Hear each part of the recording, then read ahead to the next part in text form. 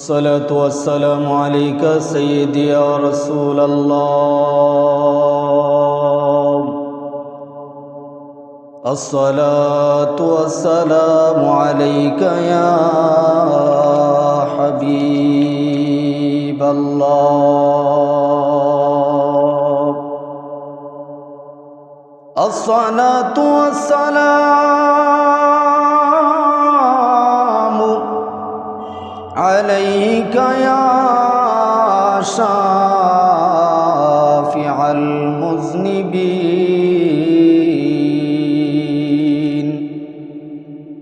الصلاة والسلام عليك يا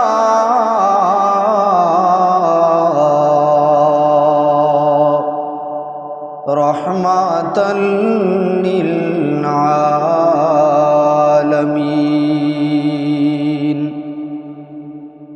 الحمد لله رب العالمين والعاقبة للمتقين. الصلاة والسلام على من كان نبيا وآدم بين الماء والطين.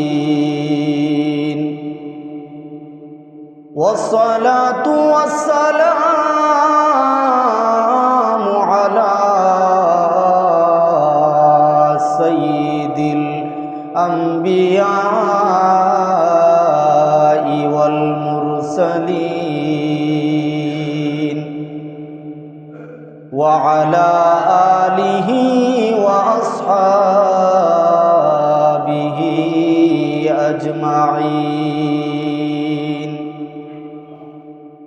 أما بعد فأعوذ بالله من الشيطان الرجيم. بسم الله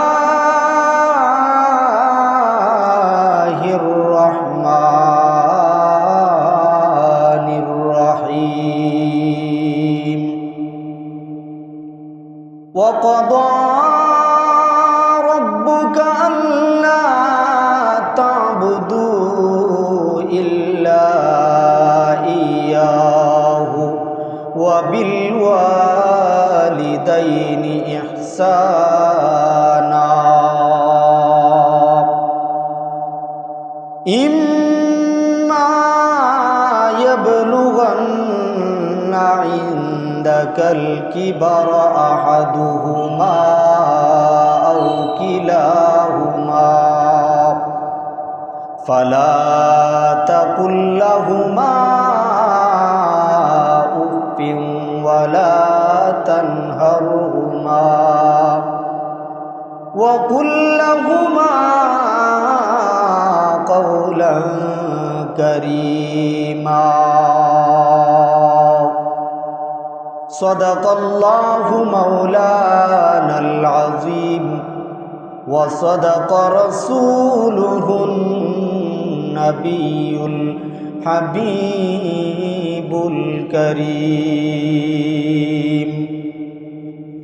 ونحن على ذلك من الشاهدين والشاكرين والحمد لله رب العالمين. إن الله وملائكته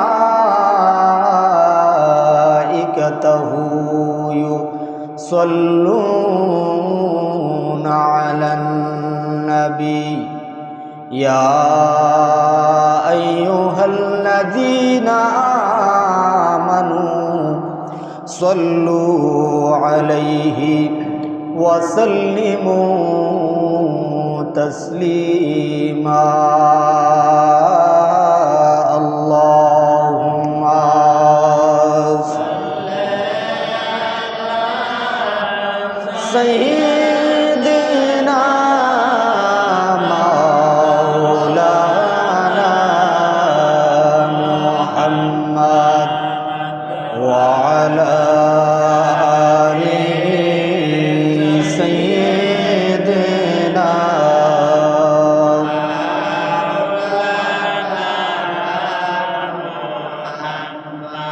هذا اللهم صل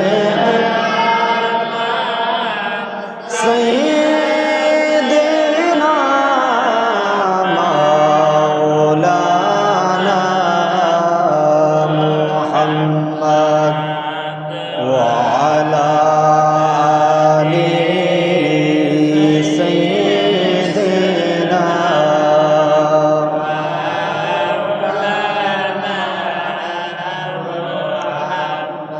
কখন জানি ডাক আসিবে এই বাড়ি ঘর সারিতে কখন জানি ডাক আসিবে এই বাড়ি ঘর সারিতে গায়ের পোশাক কুলে কুলে সাদা কাফন পরিতে আল্লাহুম্মা সাল্লি আলা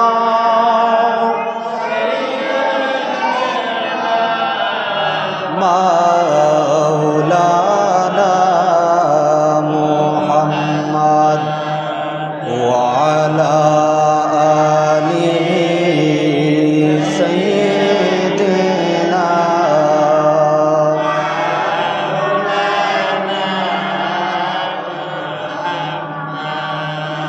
নবীর মায়া ছেড়ে মানুষ কোথায় আছে বুঝি না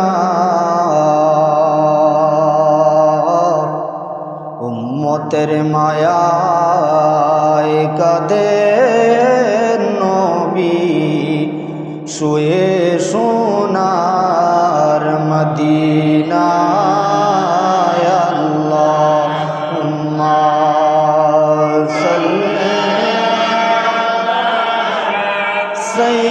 সাইয়্যিদিনা মাওলানা মুহাম্মদ ওয়া আলা আলি সাইয়্যিদিনা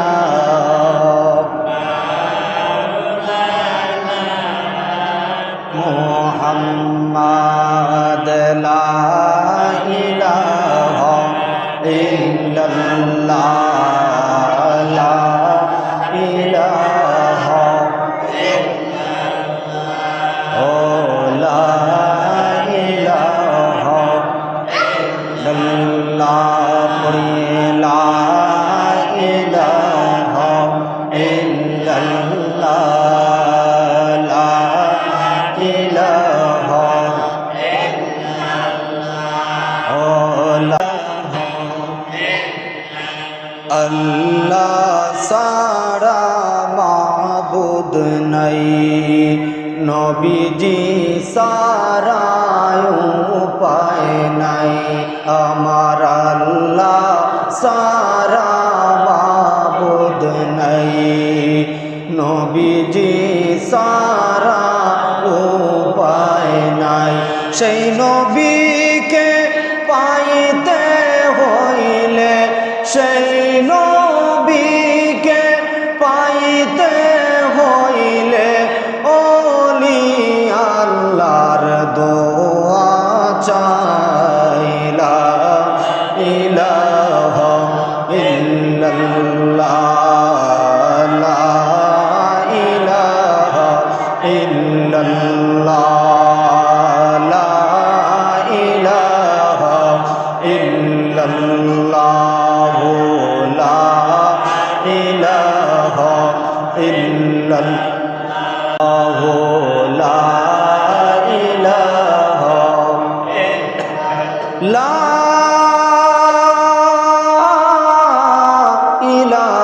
ইলাহা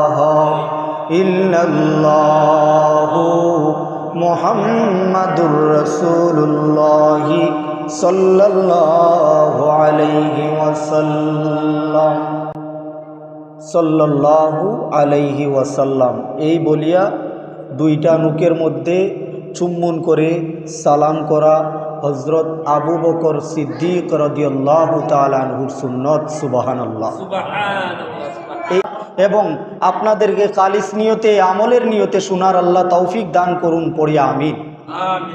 আসুন, মাতা পিতা কি জিনিস। আজকে আমরা সন্তান হয়েছি, মাতা পিতার কদর আমরা বুঝি না। মাতা পিতা কি জিনিস, কি নিয়ামত, যার মাধ্যমে আমরা সেই দুনিয়ার আলো বাতাস, দুনিয়াতে আসার সম্ভব হয়েছে মাতা পিতার মাধ্যমে। একটা বান্দা কোনো কিছু ওসিলা না দিয়া বরাবর আল্লাহর কাছে চাইলে আল্লাহ কোনো কিছু সরাসরি দেয় না, ওসিলার মাধ্যমে চাইতে হয়।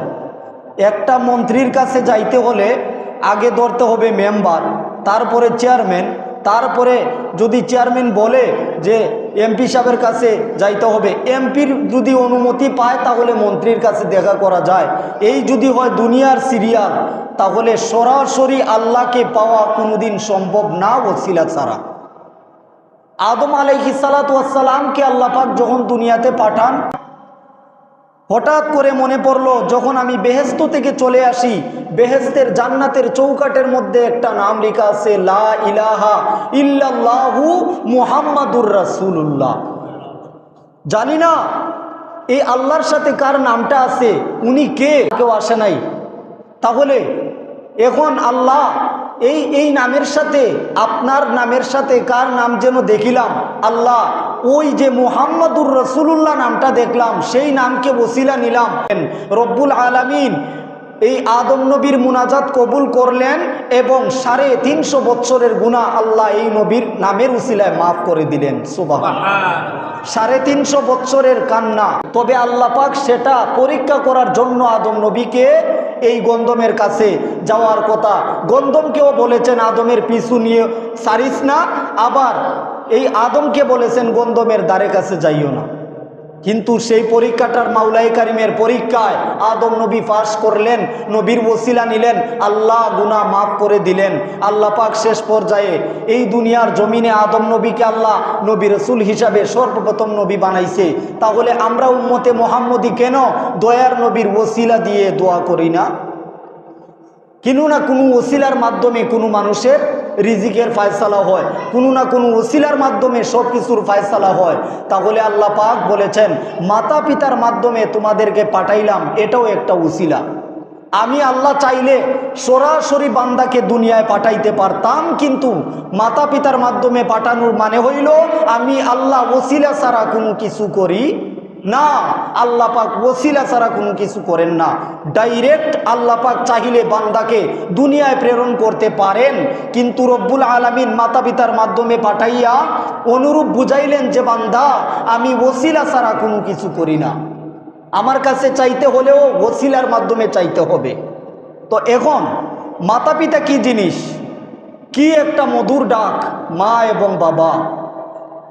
আসুন হাদিস শরীফে দেখি রহমাতুল্লিল আলামিন মাতা পিতার কদর সম্পর্কে, আল জান্নাতু তাহতা আকদামিল উম্মাহাতিকুম, উম্মতেরা রে তোমাদের জান্নাত হইল পিতা মাতার কদমের নিচে। আজকে পিতা মাতার সম্মান বুঝাইতে গিয়ে অনেক আমাদের সমাজটা এরকম হয়ে গেছে, ইমান ঠিকানো বড় দায়। মাতা পিতার কদম ধরে একটু সালাম করব, সেটাকে সেরেক বেরেক বলে ফতোয়া দিয়ে একদম সব নিমিষ করে দিছে। মানে কি, মুখের সালাম বড় সালাম, মুখ দিয়ে সালাম দিলেই সালাম হয়ে গেছে, পায়ে ধরতে হবে কেন? হায় হায়, কি যুগে আসলাম রে, কি ইসলাম আমাদের কাছে আসলো। যে ইসলাম ছিল রাহমাতুল্লিল আলামিনের তাজিমি ইসলাম, যেটার মধ্যে মায়ের পায়ের নিচে জান্নাত বলা হয়েছে, সেই কদমে আমি শুধু সালাম নয়, টুট দিয়ে মায়ের কদমে চুমা দেওয়ার কথা হাদিস শরীফের মধ্যে আছে। সুবহানাল্লাহ। টুট দিয়ে মায়ের কদমে, বাবার কদমে, বড় বড় ব্যক্তিদের কদমে চুমা দেওয়ার কথা হাদিস শরীফে। আল্লাহকে আমরা চুমু দিব দূরের কথা, চুমু দিতে গেলে বলে শিরক হয়ে যাবে। এবার শিরকের ফতোয়া দিতে দিতে মাতা পিতার সম্মান আমাদের অন্তরে নাই। সালাম করব কি, দূর থেকে বলে মুখের সালামই তো বড় সালাম, এটাই তো সালাম হয়ে গেছে। বলুন, যেই জান্নাতের চৌকাটে আপনি চুমাটা দিচ্ছেন সেটা তো জান্নাত। মা বাবার পাকে আল্লাহ জান্নাত বললেন, আর আপনি সেটাকে চুমা দিতে আপনি বেদাত ফতোয়া দিচ্ছেন। কোথায় আর চুমা দিবেন? যেই জায়গাটার মধ্যে আল্লাহ জান্নাত রেখে দিছে, পায়ে, পায়ে, কপালে না, পায়ে রাখছে আল্লাহ, তাও মা বাবার কদমে। এই কদমটাকে আল্লাহ বলেছে ওয়া আরজুলাকুম ইলাল কাবাইন, কাবার চাইতে মাতা পিতার কদম দামি। সুবহানাল্লাহ। হায় হায়, আল্লাহ কি বললেন, নবী কি বললেন, আর আমরা কি করি? আল্লাহ এই পাটাকে এত সম্মান দিয়েছে কেন? মাতা পিতার কদমটাকে এত সম্মান কেন আল্লাহ দিল? কারণ যখন আপনি জান্নাতে যাবেন তখন আপনার মা বাবা দুজন আপনার মাথার উপরে পা দিয়ে বসে থাকবেন, আপনি কদমের নিচ দিয়ে জান্নাতে ঢুকবেন। এই হলো মা বাবার কদম। আল্লাহ কোথায় রেখেছে উনাদের সম্মান? আল্লাহ বলেছে আমি আল্লাহ, আল্লাহ ওই আল্লাহ, মানুষ না। আল্লাহকে সেজদা দিব কপাল দিয়ে, মা বাবার কদমে চুমা দিব ঠোঁট দিয়ে, কপাল দিয়ে নয়। মাথা নুয়াইলেই যদি শিরক হয়ে যায়। একজন আলিম বাংলাদেশ থেকে পড়াশোনা করে মিশর থেকে ডিগ্রি নিয়ে আসছে বাংলাদেশে, আসার পরে সে দেখলো যে মাথা নুয়াইলেই তো শিরক হয়ে যায়। ফতোয়া দিতে দিতে দিতে দিতে এলাকার মানুষ সবাইকে বুঝিয়ে দিল মাথা নুয়াইলেই শিরক, কোথাও মাথা নত করা যাবে না।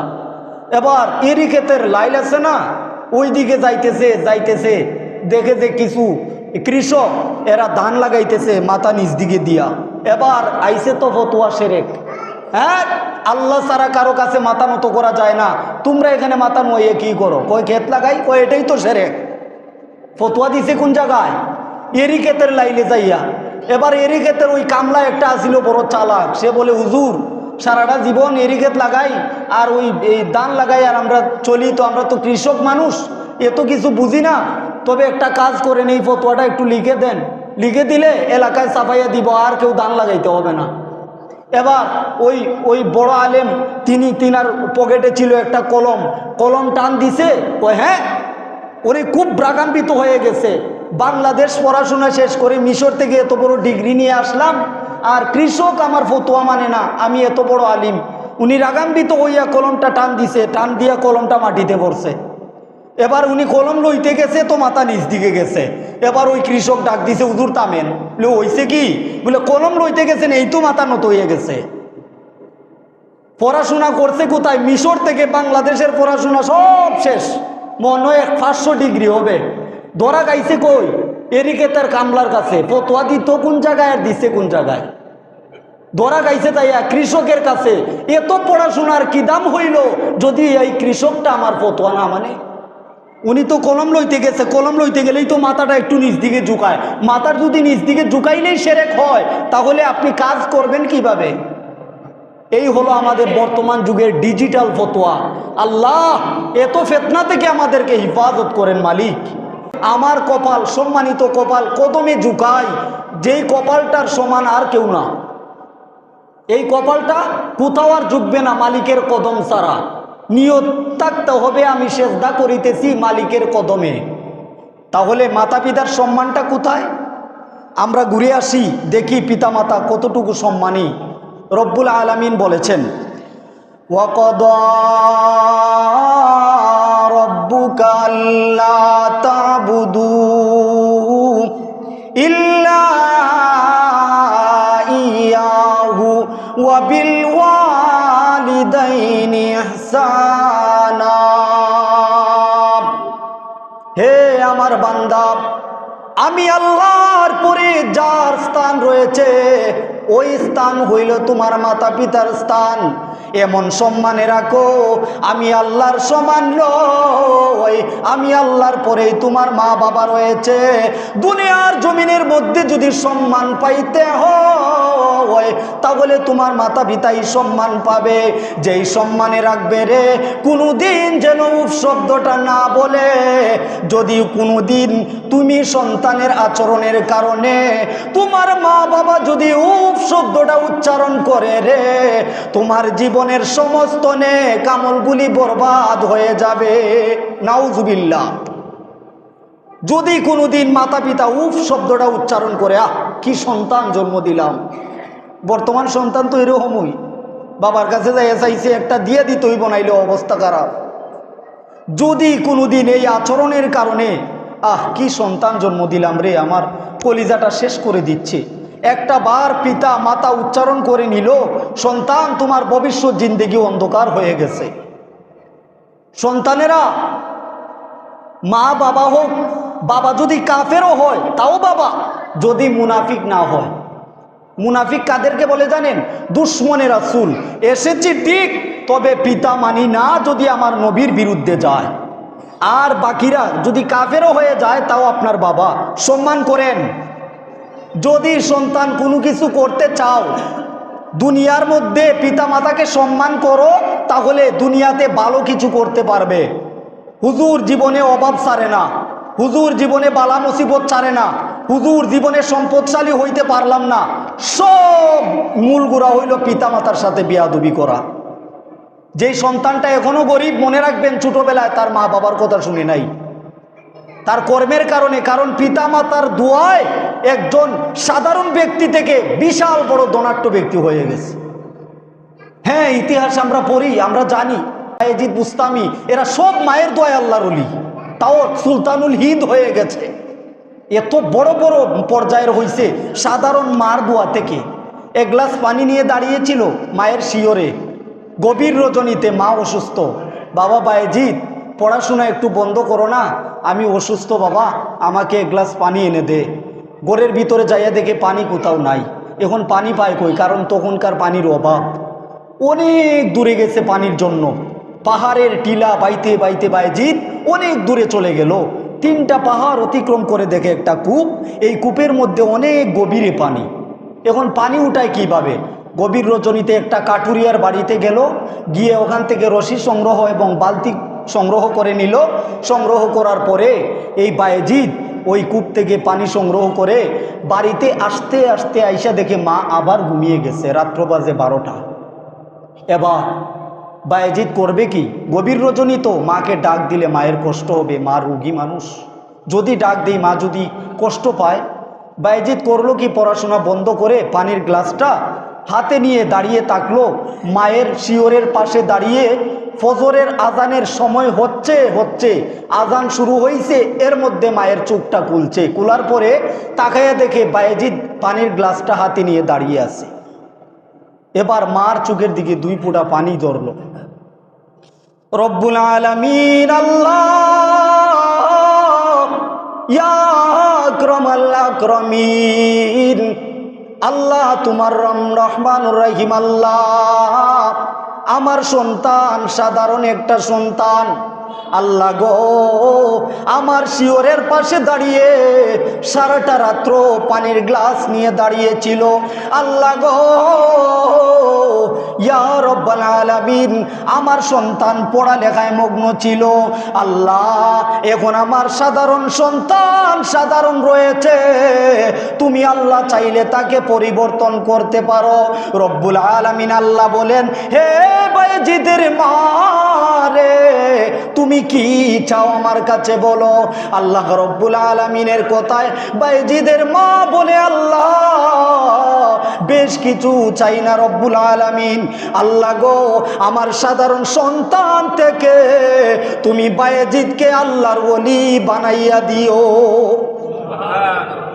আল্লাহ রব্বুল আলামিন বলেন, হে বায়েজিদের মা, আপনি সাধারণ মানুষ, তোমার দোয়া কবুল করে আমি আল্লাহ ওই বায়েজিদকে আলেম বানাইতেছিলাম, কিন্তু আমি আল্লাহ আলেমের চাইতে আমি সুলতানুল হিন্দ, সুলতানুল আরিফিন বানাইয়া দিলাম। পরের দিন থেকে তোমার বায়েজিদের সুনাম সারাটা দুনিয়া জুড়ে ছড়ে যাবে। কার দোয়ায়? বুঝছেন তো মা কি জিনিস? এবার বাবা কি জিনিস সেটাও বুঝেন। বাবা হলো একটা বট গাছ, যেই জায়গার মধ্যে মাথার ছায়া আছে, বাবা জিনিসটা হারাইলে একজন ওই ব্যক্তিটার মধ্যেই রয়েছে। বাবা যিনি পায়ে হেঁটে 10 কিলোমিটার আসে 10 টাকা বাঁচাইয়া ওই সন্তানকে একটা প্যাকেট মজা বিস্কিট কেনার জন্য, ওই বাবা তিনি পায়ের দিয়ে গাম জোরে জোরে পায়ে পড়ে বাবা সারাটা দিন রোজগার করে যেই সন্তানের মুখে হাসি ফুটাইল, সেই সন্তানটার উপরে বাবার অধিকার কেমন? বৃদ্ধ বাবাজি কষ্ট হচ্ছে, সারাটা রাত্র শীতের রাত, কনকনে শীত, সন্তান ঘুমাচ্ছে, আরামে ঘুমাচ্ছে বিল্ডিংয়ের মধ্যে, আর বাবা একটা কুড়ে ঘরে তাকে, বাবার স্ত্রী অর্থাৎ সন্তানের মা দুনিয়া থেকে বিদায় হয়ে গেছে। এবার বৃদ্ধ বাবাজি, সন্তান তো এখন বড় লোক, বাবা জীর্ণ শীর্ণ কাপড় পরে, সিরাফারা কাপড় পরে আর কি, ওই সন্তানটা করলো কি, যে বাবা তো বৃদ্ধ হয়ে গেছে, সারাটা রাত্র কাশে, আমার ঘুম আসে না। ওই সন্তানের বউ পরিবার বলে দিল, তোমার বাবাকে একটু আলাদা করে রাখো, এ বেটার চিল্লা ফাল্লা আর কাশির আওয়াজে আমরা ঘুমাইতে পারবো না। একটা আন্দরমহলে একটা ঘর ছিল, জীর্ণ শীর্ণ একটা ঘরে জায়গা করে দিল সন্তান। বাবা কুহু কুহু কাশতেছে, সন্তান একটা বার তাকাইয়াও দেখে না কে কাশি দেয়। আরে সন্তান, যখন 2 থেকে 3 দিন 4 দিন অতিক্রম হয়ে গেল, হঠাৎ একদিন বাবার অবস্থা খুব খারাপ হয়ে গেল। রাত্র গভীরে ডাক দিল, বাবা আমি তো তোর বাবা লাগি, বাবা তোমাকে বাবা বলেই ডাকলাম, একটু ডাক্তারে নিয়ে যাও, একটু চিকিৎসা করাও আমাকে। বউয়ের পরামর্শে সন্তান কি করলো, বলল যে এই বেটার চিকিৎসা মিকিৎসা কিছু লাগবো না, এমনিই ফালাই রাখো, যতদিন বাঁচে আল্লাহ বাঁচাইব। হঠাৎ একদিন এমনটা হইল যে ওই বৃদ্ধ মানুষ রাগটাকে একটু কন্ট্রোল করতে পারলে না, যে বউ তুমি পরার ঘরের মানুষ, তুমি অনেক অন্য বাড়ি থেকে আমার বাড়িতে এসেছো, আমার সন্তানকে কুমন্ত্রণা দিচ্ছ কেন? উনি একটু রাগান্বিত নজরে তাকাইয়া উনি একটু দমক দিলেন।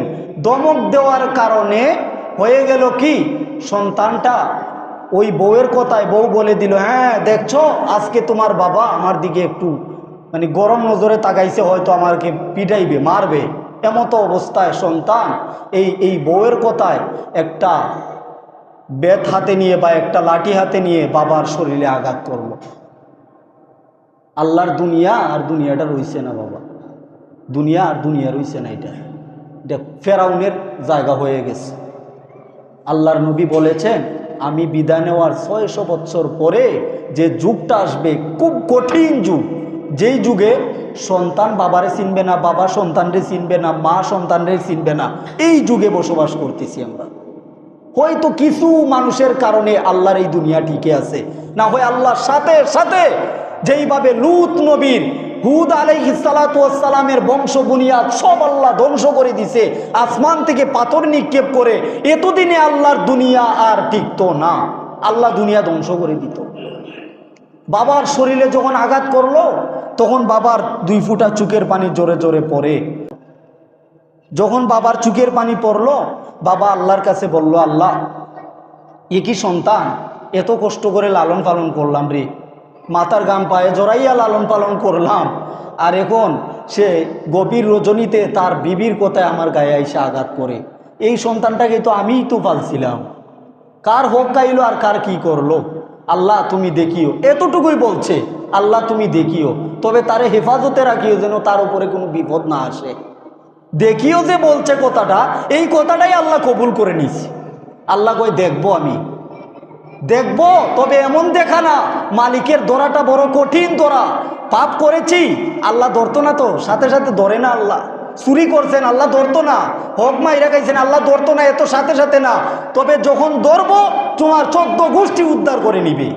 আল্লাহ বড় কঠিন ধরা মালিকের, ধরতেছে না তো। পাপ করছি আজকে সকালে, আমার কই, আমার তো কিছু হয় না, আমার তো দেহ ঠিকই আছে, কিন্তু আল্লাহ ধরতেছে না।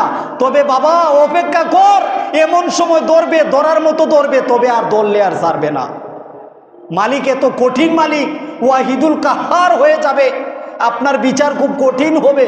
তখন ধরবে যে আর কোনো সহায় সম্বল পাবেন না, খুঁজে ছুটার মতো কোনো রাস্তা পাবেন না। ওই 1,20,000 টাকার ব্যক্তি হয়ে গেলেন কিছুদিনের মধ্যে, তিনার প্যারালাইসিস হয়ে গেল, একটা রোগ হয়ে গেল, যেই রোগটাকে অঙ্গ প্রত্যঙ্গ সব ধ্বংস করতে আরম্ভ করলো। এক পর্যায়ে ওই বাবাই তিনি চুকে দেখে যান, আমার সন্তানটা এমতো অবস্থায় কেন, বিছানায় পড়ে আছে, চাকরিতে যায় না। তার বিবিও তো রাগ করে মাঝে মাঝে, কি তোমার কি হইল, তার তো অবস্থা খারাপ হয়ে গেছে, দেহ অচল হয়ে গেছে, আর যাইতে পারে না। এবার সম্পদ বিক্রি করতে আরম্ভ করলো, কোথায় কি আছে আমার চিকিৎসা করাও, বাঁচলে না চাকরি করব। এবার সম্পদ বিক্রি করতে করতে এক পর্যায়ে যাইতে যাইতে শেষ পর্যায়ে বিটাটা ছাড়া আর কিচ্ছু নাই।